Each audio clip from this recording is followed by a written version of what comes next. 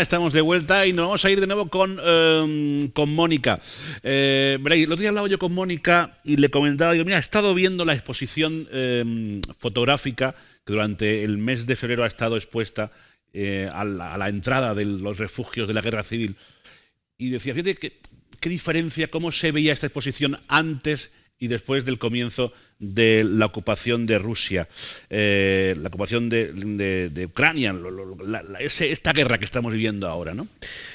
Porque claro, uno llegaba allí y se ponía en la piel de quienes ahora mismo estaban padeciendo lo que reflejaban esas fotos. Y pensábamos que sería oportuna una visita a los refugios de la guerra civil, que nunca hayamos estado, nunca hayamos entrado con las cámaras, pues para hacernos una idea de lo que se está viviendo ahora mismo en Ucrania, cada vez que suenan las alarmas y cada vez que se escucha el motor de un avión sobrevolar aquellas zonas del país. Y eso ha hecho Mónica. Mónica está en el interior de estos refugios convertidos en museo subterráneo que atrae multitud de visitas y que ahora están más de actualidad que nunca. Adelante, Mónica Aldehuela.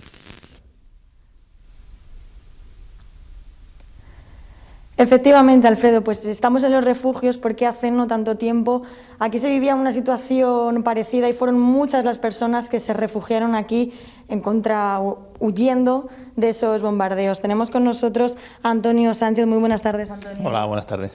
Y me estaba contando un poquito más en profundidad esto.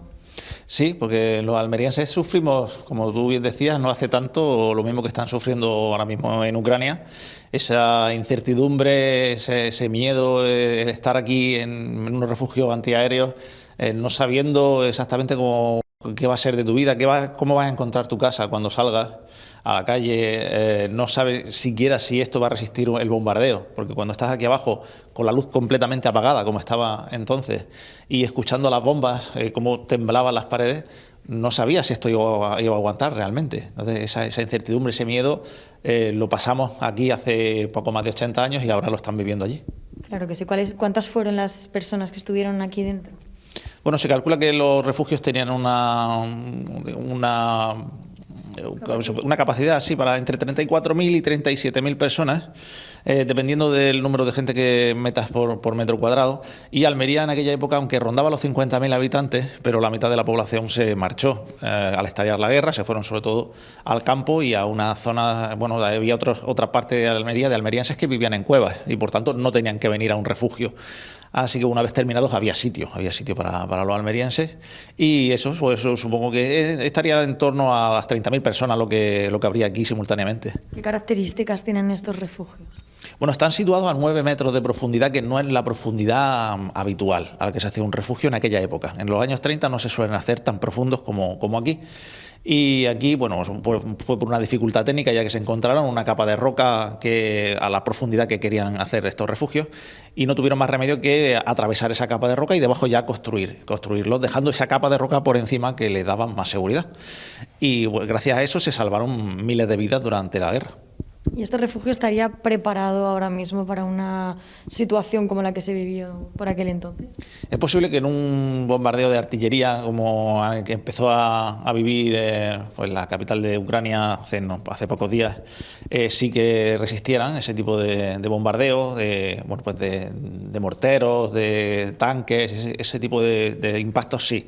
Pero con un misil ya un poco más moderno, incluso con bombas atómicas como hoy en día, o incluso un ataque nuclear o un ataque químico, no serviría. Pero ya digo, pero un ataque un poco más de guerra más común, sí que se serviría, sí. Claro, me estabas diciendo fuera de cámaras que pues los sitios en los que se están resguardando ahora mismo los ucranianos no tienen nada que ver con esto.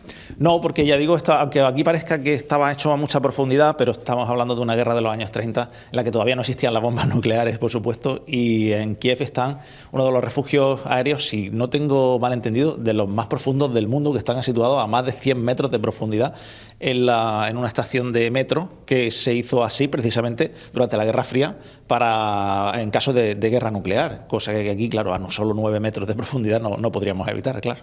¿Hay más refugios cerrados en Almería aparte de este?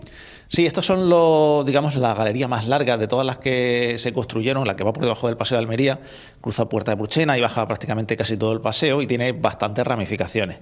Pero sí es cierto que hay otros refugios, había refugios más alejados en los barrios, por ejemplo, lo más alejado en Los Molinos, por ejemplo, en Los Molinos tenían refugio, en el barrio del Diezmo también había refugios, en el barrio Alto, en zona de Plaza de Pavía, hay distintos refugios más pequeñitos que no estaban todos comunicados entre sí, pero sí que tenían cada uno su refugio para que cada barrio de Almería tuviera un donde resguardarse en caso de bombardeo. ¿Y tú crees ahora mismo que tal y como está el mundo de loco tendría que haber más refugios? Bueno, esperemos que no haya que utilizarlo otra vez, no, y menos en una guerra tal y como la conocemos hoy en día, porque sería devastador. Pero no creo que defensa pasiva hoy en día tiene que construirse una obra de ingeniería. Esto ya es una obra de ingeniería muy grande, pero lo que habría que hacerse para una guerra moderna sería bastante más complicado, sí. Sería bastante más complicado. Bueno, me comentabas fuera de cámaras porque te decía, nosotros es la primera vez en el programa que venimos hasta los refugios, pero que aquí no paráis de recibir gente, que siempre tenéis el cartel de lleno. Sí, tenemos la suerte que, bueno, parece que interesa bastante a la gente. Es posible que ahora con esto que está pasando interese incluso un poco más, ¿no? Por desgracia, pero bueno, también tenemos esa suerte de poder tener esto aquí, que recuerda un poco pues lo cruel de las guerras, ¿no? Y es un recordatorio que tenemos en Almería muy importante, además es el refugio abierto al público más largo de Europa. Un buen recurso, ¿no?, cultural para Almería. Claro, ¿qué tiene que hacer la gente para poder venir? ¿Reserva? ¿Viene directamente? ¿Cómo lo tiene que hacer, Antonio? Hay gente que viene directamente, realmente no es necesario reservar, pero sí que es muy conveniente, porque solemos estar llenos. Normalmente al día prácticamente no vendemos entradas en taquilla porque casi siempre están vendidas, están agotadas. Entonces lo recomendable es comprarlas con antelación. Por internet es lo que hace la mayoría de la gente. Pues posiblemente el 80-85% de las entradas que se venden para refugios se hacen por internet. O sea que lo recomendable es hacerlo con un poco de tiempo, especialmente si quieren venir un fin de semana. Los fines de semana llenamos prácticamente con una semana de antelación. Bueno, tenemos que ir acabando ya, pero tú que estás aquí siempre atendiendo a la gente, ¿cuál sería quizás el dato curioso que más destacarías o lo que más crees que interesa a la gente que viene hasta aquí? Lo que más sorprende a la gente es cómo se construyeron, porque esto fue un trabajo completamente manual.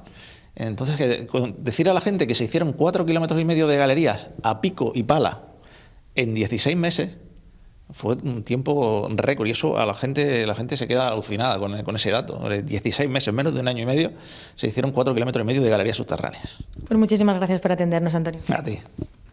Bueno, Alfredo, pues ya hemos conocido un poquito más sobre estos refugios que hay aquí en Almería y que, como decía Antonio, ojalá nunca se tengan que volver a utilizar. Ojalá, efectivamente, ojalá sea así. Gracias, Mónica, vuelvo contigo después.